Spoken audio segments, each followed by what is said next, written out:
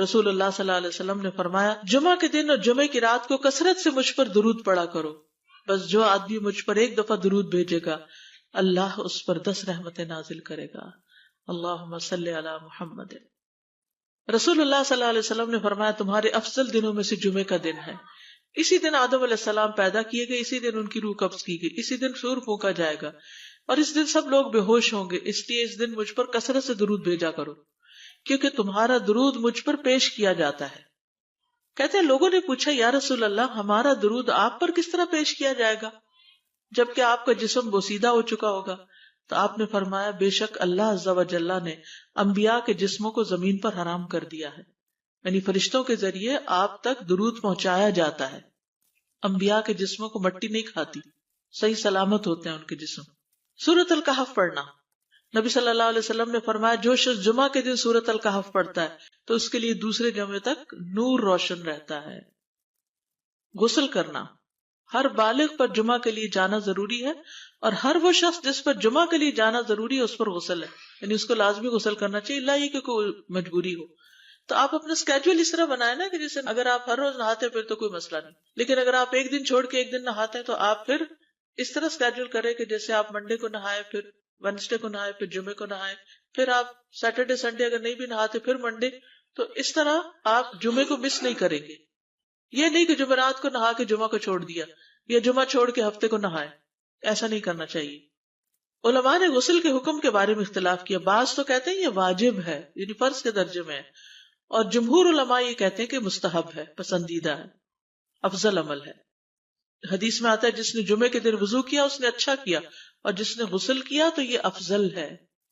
صفائی میں مبالغہ ہوتی نا، ویکلی صفائی آپ کو کرنی ہوتی ہے، یعنی جیسے ناخن وغیرہ کاٹتے ہیں یا پھر اپنے زائد بال وغیرہ اتارتے ہیں، تو یہ سب چیزیں اگر جمعے کے دن ہو تو زیادہ بہتر ہے۔ نبی صلی اللہ علیہ وسلم نے فرمایا جو شخص جمعے کے دن اچھی طرح غسل کرے، اچھی طرح سنوار کر وضو کرے، اپنے بہترین لباس میں سے پہنے، یعنی جمعے کے دن باقی دنوں کی نسبت اچھا لباس پہنے، اللہ نے اس کی قسمت میں گھر والوں کی جو خوشبو لکھی ہو وہ لگا لے، یعنی گھر میں جو بھی خوشبو ہے، پھر جمعہ پڑھنے آئے تو لغو کام نہ کرے، 2 آدمیوں کے درمیان جدائی نہ کرے، یعنی 2 لوگ بیٹھے ہیں ان کے بیچ میں گھس کے بیٹھ جائے۔ اس جمعے اور دوسرے جمعے کے درمیان کے پورے ہفتے کے گناہ معاف کر دیے جاتے ہیں۔ پھر مسواک کرنا، جمعے کی سنتیں بتاتے ہوئے آپ نے فرمایا اور تم پر مسواک کرنا لازم ہے۔ اچھا لباس پہننا، نبی صلی اللہ علیہ وسلم نے فرمایا اگر ممکن ہو تو جمعہ کے لیے اپنے کام کاج کے کپڑوں کے علاوہ 2 کپڑے اور بنا رکھنے میں کیا حرج ہے، اسپیشل ڈریس رکھے جو جمعے کو ہی پہن لے۔ خوشبو لگانا، یعنی خوشبو لگائے، حدیث میں آتا ہے چاہے وہ عورت کی خوشبو سے ہو، یعنی آپ کی اپنی نہیں بیوی کی خوشبو پڑی ہو وہی لگا لو، لیکن لگاؤ۔ تیل لگانا، جو شخص جمعہ کے دن غسل کرے اور جس قدر ممکن ہو پاکیزگی حاصل کرے اور اپنے تیل میں سے تیل لگائے یا اپنے گھر کی خوشبو میں سے خوشبو لگائے، پھر نکلے کہ 2 آدمیوں کے درمیان تفریق نہ کرے، جتنی مقدرہ نماز پڑھ لے اور جب امام بات کرے تو خاموش رہے، اس جمعے سے لے کر دوسرے جمعے تک اس کے گناہ بخش دیے جاتے ہیں۔ جمعہ کا وقت، سورج ڈھلتے ہی جمعہ پڑھنا، سورج ڈھلتے ہی جمعہ پڑھنا، اول وقت جمعہ پڑھنا، بہت لیٹ نہیں کرنا چاہیے۔ ایاس بن سلمہ بن اکوع اپنے والد سے روایت کرتے ہیں، انہوں نے کہا کہ ہم رسول اللہ صلی اللہ علیہ وسلم کے ساتھ جمعے کی نماز پڑھ کر واپس لوٹتے تھے تو دیواروں کا سایہ اتنا نہیں ہوتا تھا کہ ان سے اپنے آپ کو سایہ مہیا کیا جا سکے، یعنی ابھی سورج بہت تھوڑا ڈھلا ہوتا تھا۔ ہاں گرمی کی شدت میں تاخیر کی اجازت ہے۔ مسجد میں داخلہ، مسجد کی طرف جلدی نکلنا، تحیت المسجد ادا کرنا۔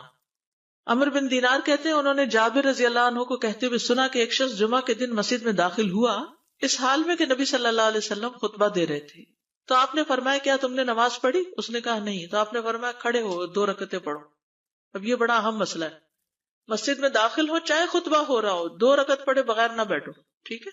اور یہ کیا ہے؟ دراصل تحیت المسجد، یہ جمعے کی سنتیں نہیں ہیں، یہ کیا ہے؟ تحیت المسجد ہے، اور مختصر پڑھی جائیں، یعنی امام جب خطبہ دے رہا ہو تو چاہیے کہ 2 رکعتیں پڑھے اور دونوں میں اختصار کرے۔ نماز سے قبل ہلکا بنانے کی ممانعت، مثلا آپ جلدی چلے گئے تو یہ نہیں کہ ایک گروپ بنا کے آپس میں گپ شپ شروع کر دیں، نہیں، سیدھے ہی لائنوں میں بیٹھیے۔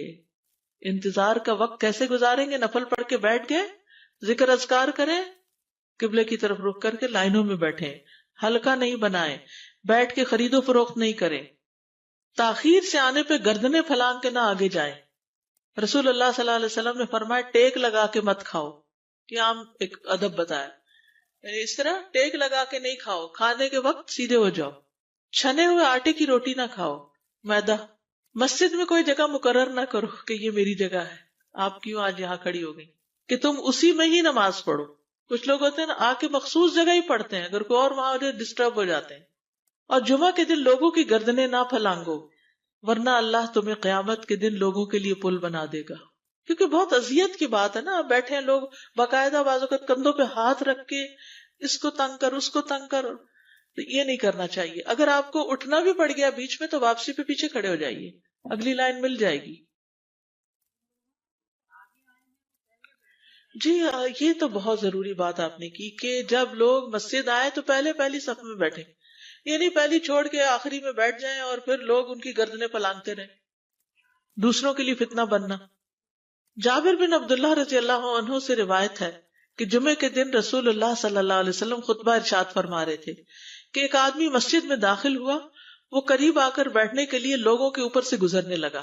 رسول اللہ صلی اللہ علیہ وسلم نے فرمایا بیٹھ جاؤ، تحقیق تم نے لوگوں کو تکلیف پہنچائی اور دیر سے آئے۔ یہ عربی کے الفاظ بڑے خوبصورت ہیں، اجلس فقد آذیت و آنیت، کتنی جامع زبان ہے یہ۔ اجلس فقط آذیت، تو نے اذیت دی، و آنیت، اور دیر سے آئے۔ ہاں تو اس سے منع کیا گیا۔ کسی کو اس کی جگہ سے نہ اٹھانا۔ جابر رضی اللہ عنہ نبی صلی اللہ علیہ وسلم سے روایت کرتے ہیں، آپ نے فرمایا تم میں سے کوئی شخص جمعہ کے دن اپنے بھائی کو کھڑا نہ کرے کہ پھر دوسری طرف سے آ کر اس کی جگہ پہ خود بیٹھ جائے، بلکہ جو آئے وہ کہے جگہ کشادہ کرو، بھی ہمارے لیے بھی جگہ بناؤ، یہ کہے۔ خطبہ جمعہ اور اس کے آداب۔ خطبہ جمعہ کی اہمیت، جب اذان ہو جائے تو کیا کرے انسان؟ مسجد کی طرف دوڑ پڑے۔ تو مسجد میں جماعت تو نہیں ہو رہی ہوگی، پہلے کیا ہو رہا ہوگا؟ خطبہ ہو رہا ہوگا۔ امام کا خطبے سے پہلے سلام کرنا۔ نبی صلی اللہ علیہ وسلم جب ممبر پر چڑھتے تو حاضرین کو السلام علیکم کہتے۔ امام کا کھڑے ہو کر خطبہ دینا۔ رسول اللہ صلی اللہ علیہ وسلم کھڑے ہو کر خطبہ دیتے، پھر بیٹھ جاتے، پھر کھڑے ہوتے اور کھڑے ہو کر خطبہ دیتے، یعنی بیچ میں تھوڑا سا بیٹھ بھی جاتے تھے۔ جس نے تمہیں یہ خبر دی کہ آپ بیٹھ کر خطبہ دیتے تھے تو تحقیق اس نے جھوٹ بولا۔ بس یقیناً اللہ کی قسم میں نے آپ کے ساتھ 2000 سے زائد نمازیں پڑھی ہیں، یعنی جن میں بہت سے جمعے بھی آئے ہیں، تو ایسا کچھ نہیں۔ امام کا 2 خطبے دینا، یعنی کھڑے تھے پہلے، پھر ذرا بیٹھ گئے، پھر دوسری دفعہ اٹھے تو یہ 2 خطبے ہو گئے۔ مختصر خطبہ دینا۔ آپ کے خطبات چند کلمات ہوا کرتے تھے، بہت لمبی تقریریں نہیں۔ آپ کا خطبہ درمیانہ ہوتا تھا۔ نبی صلی اللہ علیہ وسلم نے فرمایا آدمی کا نماز کو لمبا کرنا اور خطبے کو مختصر کرنا اس کی سمجھداری کی علامت ہے۔ بس نماز لمبی کرو اور خطبہ مختصر کرو، کیونکہ بعض بیان جادو جیسا اثر رکھتے ہیں، یعنی تھوڑا بھی بات کرو گے تو دل میں چلی جائے گی۔ نماز پہ زیادہ توجہ۔ نبی صلی اللہ علیہ وسلم کا خطبے میں سورۃ قاف پڑھنا۔ حارثہ بن نعمان کی بیٹی سے روایت ہے، کہتی کہ میں نے سورۃ قاف رسول اللہ صلی اللہ علیہ وسلم سے سن کر حفظ کر لی۔ آپ ہر جمعے کو خطبے میں پڑھا کرتے تھے۔ سامعین کا امام کی طرف رخ کرنا، یعنی جمعے کے دن یہ نہیں کہ آپ کرسی لگا کے کسی اور طرف منہ کر کے بیٹھ جائیں اور جب جماعت ہو تو پھر صف میں کھڑے، نہیں، آپ صف میں بیٹھے ہو، کس طرف منہ ہو؟ قبلہ رخ ہو، امام سامنے ہی ہوگا نا قبلے کی طرف۔ ایک صحابی کہتے کہ جب آپ ممبر پہ چڑھتے تو ہم اپنے چہروں کے ساتھ آپ کی طرف متوجہ ہوتے، ادھر ادھر نہیں دیکھتے تھے خطبے کے دوران۔ امام کے قریب بیٹھنا۔ اللہ کے نبی صلی اللہ علیہ وسلم نے فرمایا ذکر میں حاضر ہوا کرو، یعنی خطبہ میں، اور امام کے قریب بیٹھا کرو، بے شک آدمی دور ہوتا رہتا ہے حتیٰ کہ وہ جنت میں بھی پیچھے ہی ہوگا اگرچہ وہ اس میں داخل بھی ہو جائے۔ یہ تاخیر کی اتنی مذمت ہے۔ خاموشی سے خطبہ سننا، یعنی بات نہیں کرنی چاہیے، کوئی اہم بات بھی نہیں پوچھنی چاہیے۔ ابن مسعود سے روایت ہے کہ انہوں نے ابی ابن کعب سے قرآن کی کسی آیت کے بارے میں سوال کیا جبکہ اللہ کے نبی خطبہ دے رہے تھے، تو انہوں نے اعراض کیا اور کوئی جواب نہ دیا۔ پھر جب آپ نے نماز پڑھائی تو ابی کہنے لگے تمہارا جمعہ ہی نہیں ہوا۔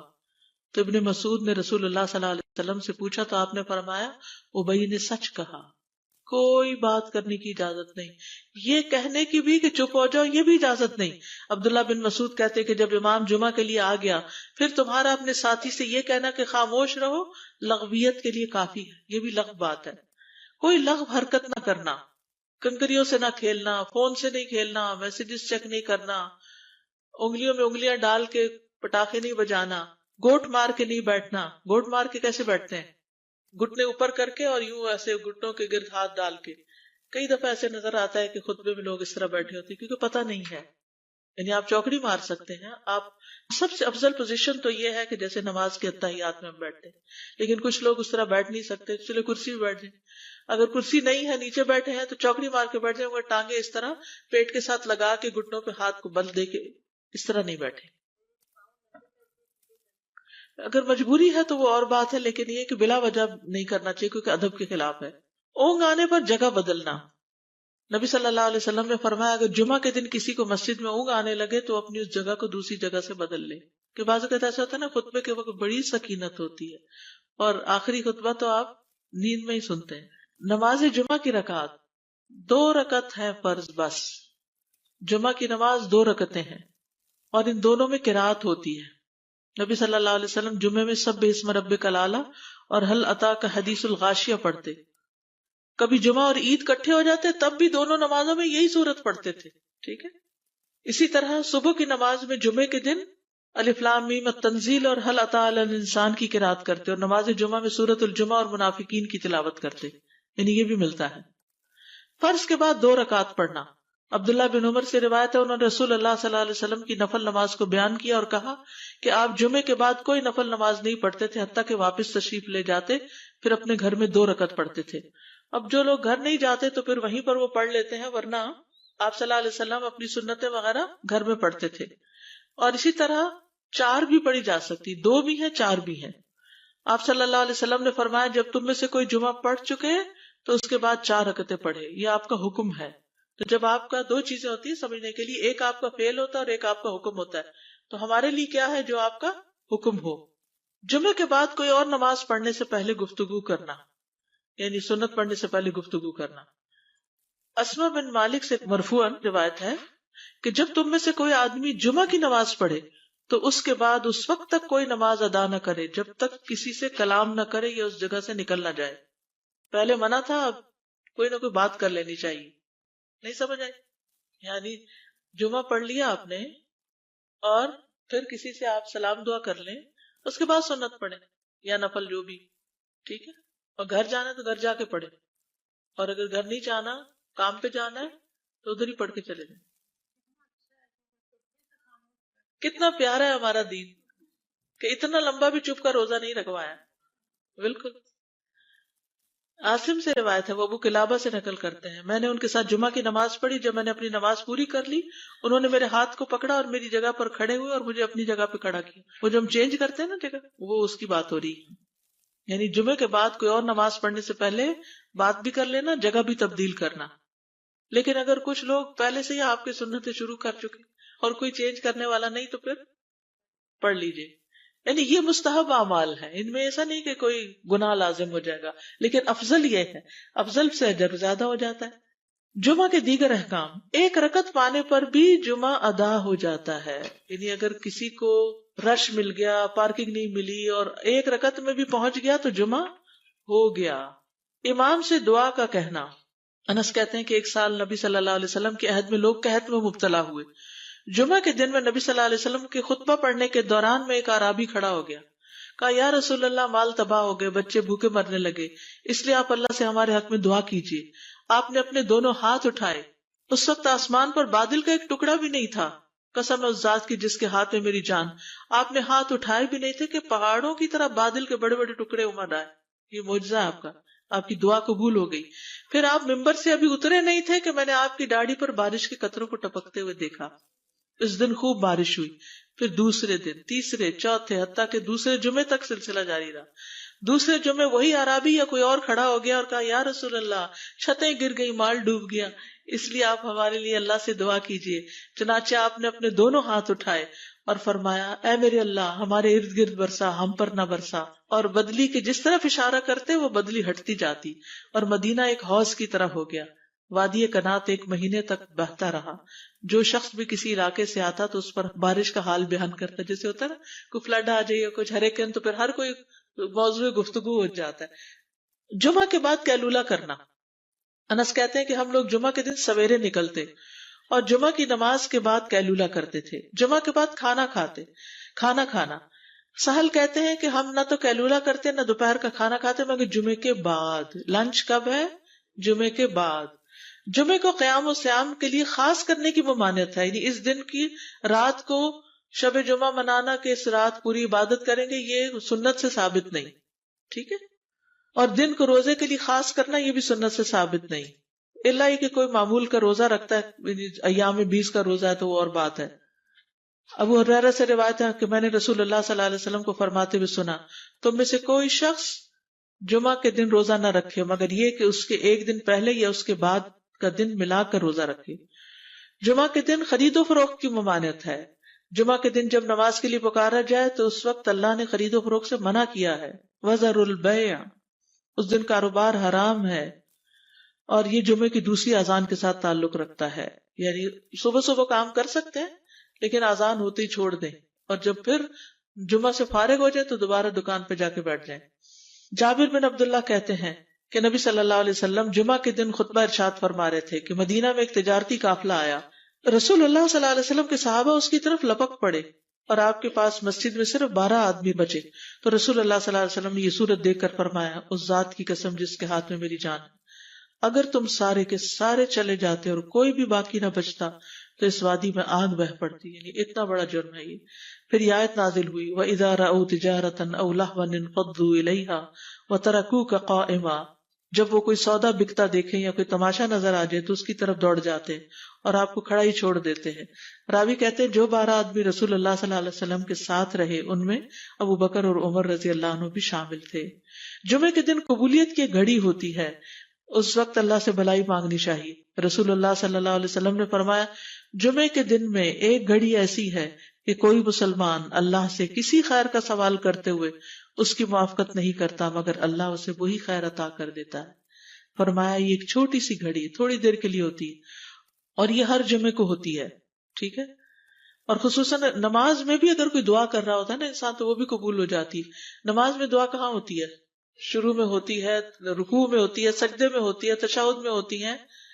تو اگر یعنی جمعہ پڑھ رہے ہیں اور بیچ میں دعائیں آ گئی ہیں تو ہو سکتا ہے وہی گھڑی آ گئی ہو اور آپ کی دعا قبول ہو جائے. اور یہ تورات میں بھی اس کا ذکر تھا. ابو ہریرہ رضی اللہ عنہ کہتے ہیں کہ رسول اللہ صلی اللہ علیہ وسلم نے فرمایا، بہترین دن جس میں سورج طلوع ہوتا ہے جمعہ کا دن ہے. اس دن میں ایک گھڑی ایسی ہے کہ نماز کی حالت میں اگر کوئی مسلمان بندہ اللہ عز و جل سے کچھ طلب کرے تو وہ اس کو ضرور دیتا ہے. کعب نے کہا ایسا سال میں ایک مرتبہ ہوتا ہے؟ تو میں نے کہا نہیں بلکہ ہر جمعہ کو ہوتا ہے. کہتے ہیں پھر کعب نے تورات پڑھی تو کہا نبی صلی اللہ علیہ وسلم نے سچ فرمایا. ابو ہریرہ رضی اللہ عنہ کہتے ہیں کہ میں بعد میں عبداللہ بن سلام سے ملا اور ان سے اپنی اور کعب کی مجلس کا بتایا تو عبداللہ بن سلام رضی اللہ عنہ نے کہا میں جانتا ہوں وہ گھڑی کب آتی ہے. ابو ہریرہ نے کہا مجھے بھی بتائیے. انہوں نے کہا وہ جمعہ کے دن میں آخری گھڑی ہے. میں نے کہا یہ جمعے کے دن کی آخری گھڑی کیسے ہو سکتی ہے؟ حالانکہ رسول اللہ صلی اللہ علیہ وسلم نے فرمایا جو مسلمان بندہ اس کو نماز پڑھتے ہوئے پائے. اس وقت میں کوئی نماز نہیں پڑھی جاتی. تو عبداللہ بن سلام نے کہا کیا رسول اللہ صلی اللہ علیہ وسلم نے یہ نہیں فرمایا جو شخص نماز کے انتظار میں بیٹھا رہے وہ گویا نماز ہی کی حالت میں ہے حتیٰ کہ نماز پڑھ لے؟ کہتے ہیں میں نے کہا ہاں. تو انہوں نے کہا بس یہی ہے، یعنی اس وقت کیا کرنا چاہیے؟ آخری گھڑی میں وضو وغیرہ کر کے مغرب کی نماز کے انتظار میں بیٹھ کے دعائیں کریں، اذان ہو تو نماز پڑھ لیں. عصر کے بعد سے مغرب تک کا وقت ہے. انس بن مالک سے روایت ہے کہ نبی صلی اللہ علیہ وسلم نے فرمایا جمعہ کے دن اس گھڑی کو جس میں دعا کی قبولیت کی امید کی جاتی ہے عصر سے لے کر سورج ڈوبنے تک کے درمیان تلاش کرو اور دن کی آخری گھڑی ہے. تو اللہ سبحانہ وتعالی ہمیں اس دن کی برکتوں سے فائدہ اٹھانے کی توفیق عطا فرمائے.